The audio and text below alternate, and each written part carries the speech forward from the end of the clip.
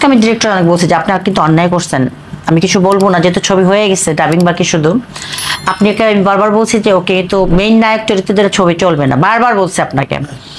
তো যাই হোক, আল্লাহ পাক যা করে, আমার টাকা দিতে হবে সোজা কথা। আমি যদি বেঁচে থাকি আমার টাকা দিবে। টাকা না দিলে কি আপনি মামলা করবেন? তা তো অবশ্যই 100%। আসসালামু আলাইকুম বন্ধুরা, আশা করি সবাই ভালো আছেন। আল্লাহর অশেষ রহমত, আমিও ভালো আছি। শুরুতে যে ভিডিওটি দেখলেন, আজকের ভিডিওটি খুবই গুরুত্বপূর্ণ। আশা করি শুরু থেকে শেষ পর্যন্ত আমাদের সাথেই থাকবেন। ভাইয়েরে ছবির নায়ক রাসেল মিয়া এবং গায়িকা এবং নারী উদ্যোক্তা বর্ষা চৌধুরী। ইতিমধ্যে আপনারা দেখেছেন বেশ কয়েক মাস আগে জমকালো ভাবেই এই নায়ক রাসেল মিয়ার সাথে বর্ষা চৌধুরীর বিবাহ হয়। শুরুতে আমরা জেনেছিলাম যে নায়ক রাসেল মিয়ার এটি প্রথম বিয়ে হলে বর্ষা চৌধুরীর এটি তৃতীয় বিয়ে এবং এর আগেও বর্ষা চৌধুরীর দুটি মেয়ে রয়েছে। শুরুতে তাদের জীবন ভালোই কাটলেও 2 থেকে 3 মাস পরই জানা যায় তাদের কলহের কথা। শেষ পর্যন্ত রাসেল মিয়ার লোভ এবং লালসার শিকার হন বর্ষা চৌধুরী এবং তাকে টাকার জন্য মারধর করে শেষ পর্যন্ত তিনি তার মারধর সইতে না পেরে মামলা করেন রাসেল মিয়ার বিরুদ্ধে এবং সেই মামলায় বর্তমানে রাসেল মিয়া জেলে রয়েছে। তো রাসেল মিয়ার তেমন কোনো গার্ডিয়ান আছে এমনটা শোনা যায়নি, যা তিনি সবসময় হেলেনা জাহাঙ্গীরকে তার গার্ডিয়ান হিসেবে সব জায়গায় বোন হিসেবে পরিচয় দিতেন এবং তিনি তার মূল গার্ডিয়ান এমনটাই তিনি জানাতেন। তবে সেই হেলেনা জাহাঙ্গীর তিনি হচ্ছেন একজন নারী উদ্যোক্তা, রাজনৈতিক ব্যক্তিত্ব এবং ব্যবসায়ী। সামাজিক সংগঠনের সাথেও তিনি জড়িত। এই হেলেনা জাহাঙ্গীর ইতিমধ্যেই জানিয়েছেন যে রাসেল মিয়া তার কাছ থেকে বেশ কিছু টাকা নিয়েছেন ছবি নির্মাণ করার জন্য এবং সেই টাকা তিনি এখনো পরিশোধ করেনি।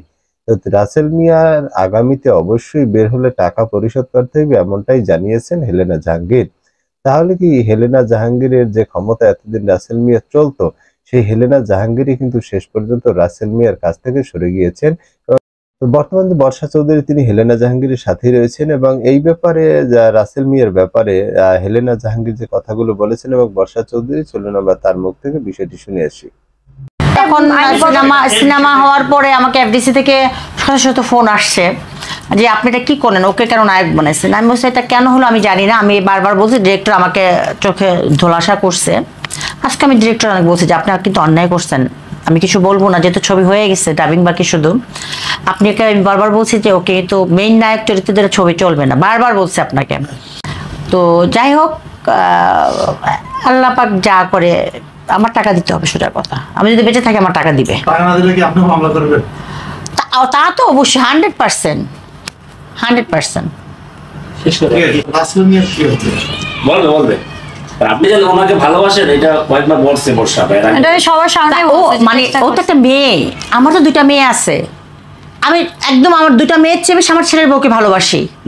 পৃথিবী জানুক না জানুক আল্লাহ পাক জানে, আমার 2টা মেয়ের চেয়ে আমি আমার ছেলের বউকে বেশি ভালোবাসি, ঠিক আছে? তখন বকা দিলাম, বাল ছেড়ে তুমি সংসার করতেছ, তুমি ছেড়ে দিতে পারো না, এত ভালোবাসা দরকারটা কি? ওকে বকা টকা দিয়ে পরে ও বকে জড়া আমার মানে খুব খারাপ লাগলো যে একটা মেয়ে মানুষ ভালোবাসা। ওর আগের ছবি যেগুলো আমি মাঝে মাঝে দেখি এখন, মানে আমার একটা মায়া হয়ে গেছে ওর প্রতি। আমি ওর ফেসবুকে জীবনে ঢুকি নাই, কিন্তু ইদানিং ঢুকতেছি। ওর আগের ছবিগুলি দেখলে আমার নিজেরই ভিতরে দহন হয় যে আল্লাহ, এত একটা সুন্দর মেয়ে, এত স্মার্ট একটা মেয়ে, এত সুন্দর করে সে যে গুলি থাকতো, সেই মেয়েটা আজকে কি অবস্থা, তার চেহারাটা কি দেখতেই মলিন লাগে, তাই না? সো মেয়েদের উপরে কিন্তু যারা অত্যাচার করে আল্লাহ পাক লানত করছে। আল্লাহ পাক বলছে তোমরা কখনো মেয়ে জাতিকে অত্যাচার করবা না। আবার রাসেল মিয়ার এখন কি হবে? রাসেল মিয়ার কি হবে? রাসেল মিয়ার আল্লাহ পাক যা করবে, আল্লাহ পাকের হুকুম ছাড়া গাছের পাতা নড়ে না, এটা আমি বিলিভ করি। কারণ আমার 14 জেনারেশনে কেউ কোনোদিন জেলে যায় না, আমি জেলে গেছি। তার মানে গাছের পাতা ছাড়া, মানে এটা আমি বলি যে আল্লাহ পাকের উছিলা ছাড়া কোনো কিছু হবে না।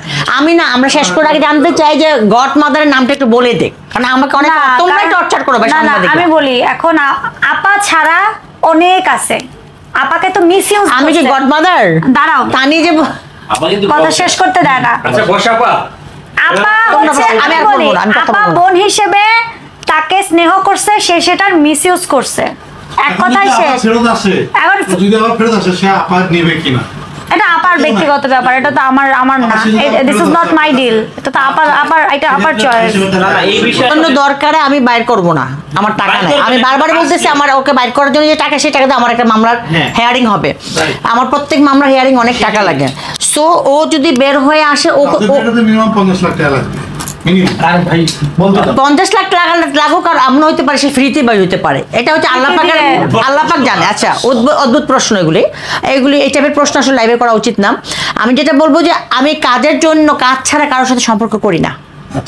আমি হচ্ছে একজন নীতি নির্ধারকের মালিক আল্লাহ। আমি কাজ ছাড়া, আমার সারাউন্ডিং, আমার বডিগার্ড, ড্রাইভার, ম্যানেজার সবাই জানে, পিএসএ যে আমি কাজ ছাড়া একটা হ্যালো বলি না, ঠিক আছে? আমি আননোন নাম্বার ধরি না, আমি যাদের নাম্বার চাই তাদের নাম্বারই ধরি।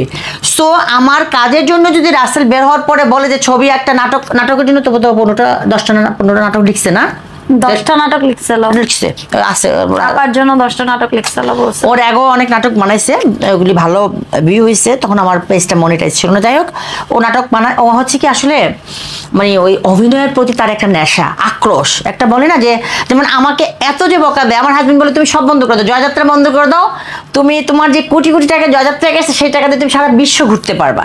বাট এটা তো আমার নেশা, ওটা আমার হাজবেন্ড বোঝে না।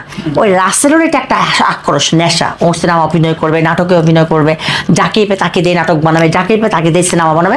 এটা আমার বিবেচনা আর কি। আমি এটা মনে করতেছি যে ওর এটা নেশা।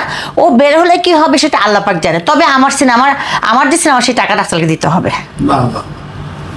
আপনি রিটার্ন নিচ্ছেন তার কাছ থেকে টাকা? আমার ছবি বিক্রি করে আমাকে টাকা দিতে হবে। ও মা, এটা তো কন্ডিশনে ছিল, আচ্ছা আচ্ছা। এটা কন্ডিশনে ছিল। অনেক বড় বাজেট। এটা ছবি দেখলে বলতে পারবা তোমরা যে কত টাকা বাজেট হয়েছিল। আসলে এটা সব কথা সবসময় বলতে হয় না। আমি যদি ওকে একটা গিফট দেন, কি বলবো, এটার দাম 5 টাকা, দেখো। তো আমার সারাউন্ডিং যারা ছিল সবাই, আরমানটা আমার পরিচিত, তো সবার নাম আমি দিয়েছি ডিরেক্টরকে। সবার আগে দিয়েছি আমি পীরজাদা হারুন ভাইয়ের নামটা, কারণ পীরজাদা হারুন ভাই আমাকে অনেক স্নেহ করেন, অনেক। উনি একমাত্র আমার জন্য প্রতিবাদ করেছিলেন যে সিস্টার হেলেন, একজন সিস্টার হেলেন, সে একটা কুমিল্লার গর্ব, বা এই মানে আমাকে সাপোর্ট করেছে। যে আমার কথা হচ্ছে, আমি যখন বিপদগ্রস্ত, যখন আমাকে কেউ আপা বলবে, সেটাই কিন্তু আমি মনে রাখবো। তো বন্ধুরা, আমরা রাসেল মিয়া স্ত্রী বর্ষা চৌধুরীর বক্তব্য শুনলাম, এছাড়াও হেলেনা জাহাঙ্গীরের বক্তব্যটি শুনলাম। তো এবার কিন্তু এই রাসেল মিয়া ও হেলেনা জাহাঙ্গীরের বিরুদ্ধে একটি মামলা হয়েছে। জানা যায় 2022 সালের যে ভাইয়ের ছবিটি প্রচার করেছিলেন তারা, সেই প্রচারণায় গিয়ে বলেছিলেন হেলেনা জাহাঙ্গীর যে এই ছবিটি অনেক পবিত্র ছবি, এই ছবিটি উজু করে যদি কেউ সিনেমা হলে গিয়ে দেখে এবং তিনি বের হয়ে এসে নামাজ পড়তে পারবে সেই একই উজু দিয়ে, এমন একটি বিতর্কিত মন্তব্য করেছিলেন হেলেনা জাহাঙ্গীর এবং এই নায়ক রাসেল মিয়া। তো এবার নেসার উদ্দিন নামে এক ব্যক্তি 6 অক্টোবর তিনি আসলে ঢাকার মেট্রোপলিটন ম্যাজিস্ট্রেট আদালতে একটি মামলা করেছেন হেলেনা জাহাঙ্গীর ও রাসেল মিয়ার বিরুদ্ধে। যে বক্তব্যটি তারা দিয়েছেন, এটি আসলে একজন মুসলমানের জন্য বা মুসলমান মানুষের জন্য ধর্মীয় অনুভূতিতে আঘাত হানে, যে কারণে তিনি এখন এই বিষয়টি তার নজরে আসায় তিনি এই দুইজনের বিরুদ্ধে মামলা করেছেন। তো বন্ধুরা, এই যে হেলেনা জাহাঙ্গীর ও রাসেল মিয়ার বিরুদ্ধে মামলা করেছেন, এছাড়াও যে বর্ষার মামলায় রাসেল মিয়া বর্তমানে জেলে রয়েছেন, এই ভিডিও সম্বন্ধে আপনাদের কোনো মতামত থাকলে অবশ্যই আপনি আপনার মূল্যবান মতামত কমেন্ট বক্সে কমেন্ট করে জানাবেন এবং নিয়মিত সকল সংবাদ পেতে আমাদের চ্যানেলটি সাবস্ক্রাইব করে আমাদের পাশেই থাকুন। দেখা হবে আগামী ভিডিওতে। সেই পর্যন্ত ভালো থাকবেন। আল্লাহ হাফেজ।